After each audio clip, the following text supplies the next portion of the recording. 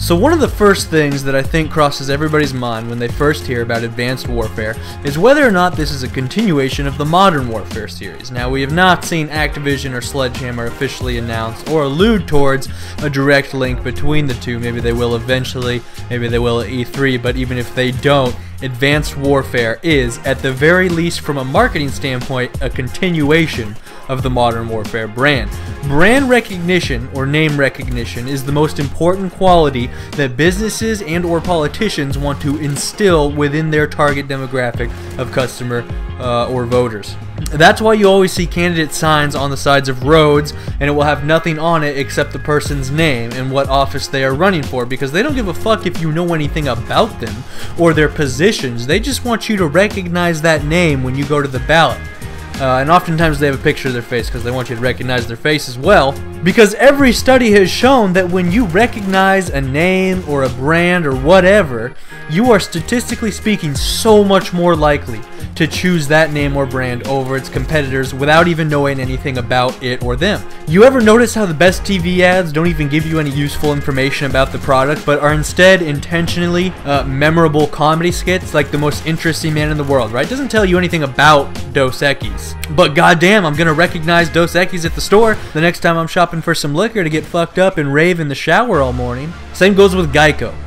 And Geico has some of the best ads in my opinion. And you know, and I'm not complaining. I wish all ads were as funny or at least entertaining to watch as The Most Interesting Man and Geico ads. I think advertising would be a lot better. Most ads just piss me off. They're just so like lame and not fun to watch, and they really throw off the mood in the middle of fucking watching Lord of the Rings and a Viagra commercial comes on, but I digress.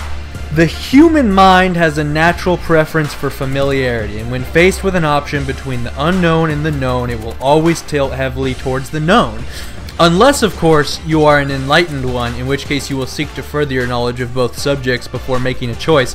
But that would be rational thought, and most human beings aren't very good at that kind of thing. But anyways, other than the words Call of Duty, what is the most renowned and memorable brand they have successfully imbued their audience with?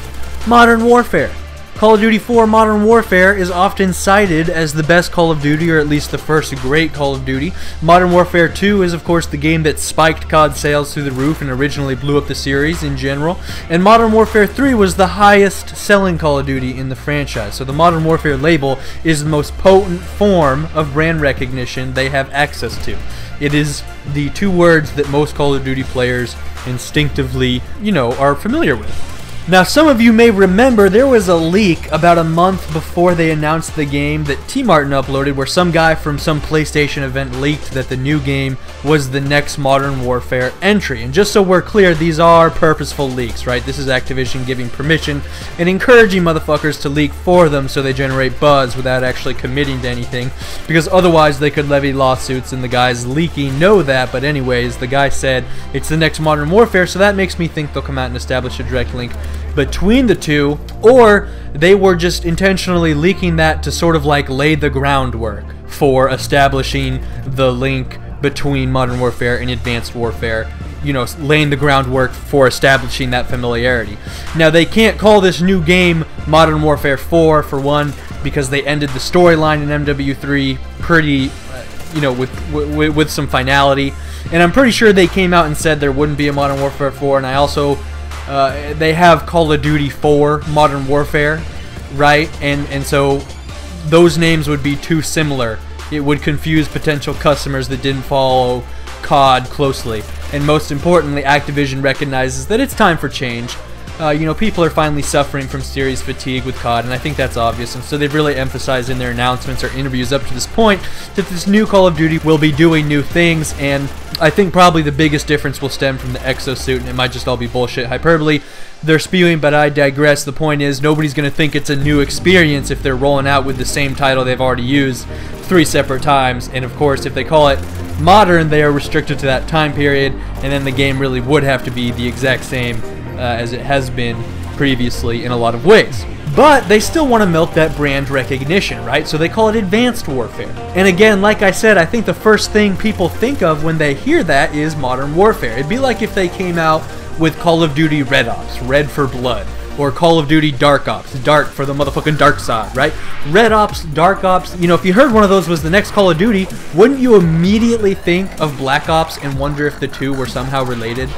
Bam, familiarity established, and even better, they've piqued the consumer's curiosity, interest, sparked advertising win. Advanced and modern are almost synonyms, because the most advanced things are also technically the most modern things. Modern weapon systems are quite advanced.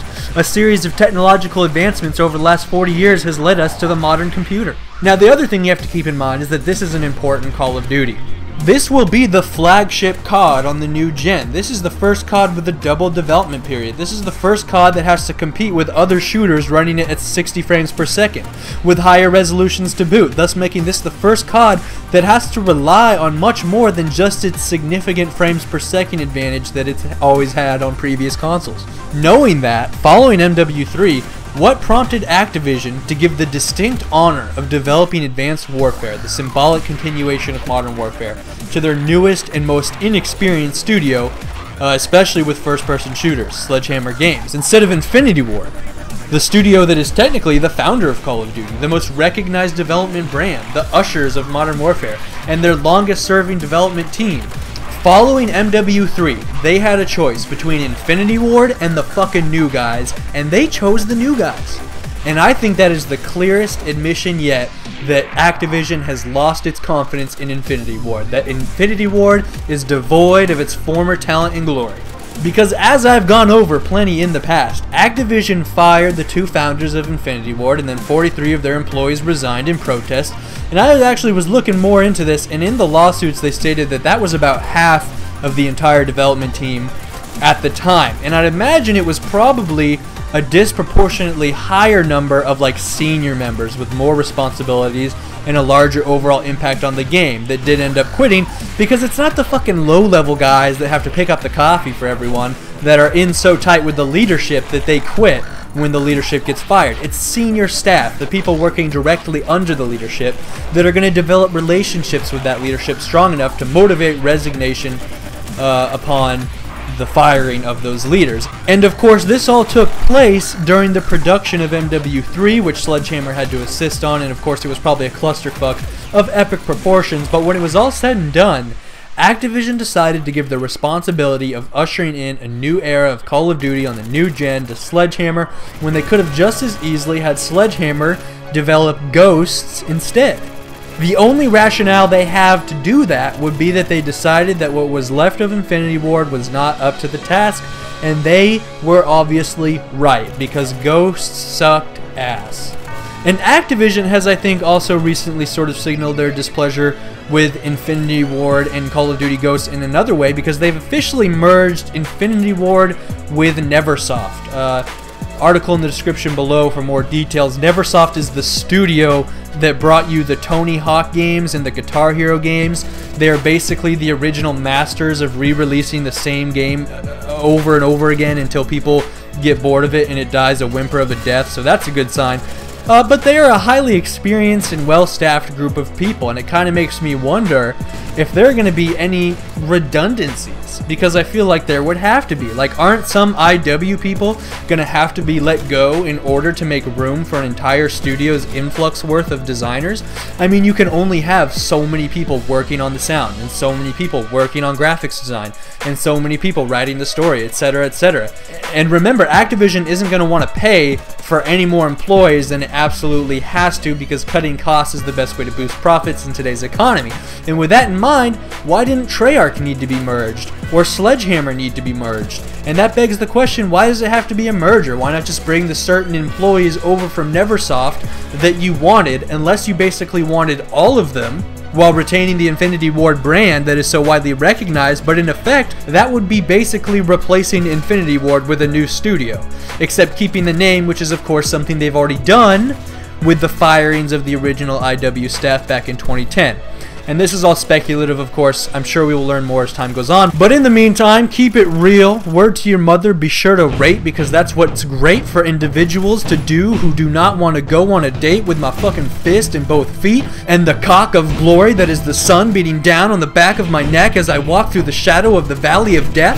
And with naught but my cane I say unto you, do not fuck with he who is not to be fucked with, because I am the Ripper, Slasher, Terror in the Night. I am Batman. Signing out.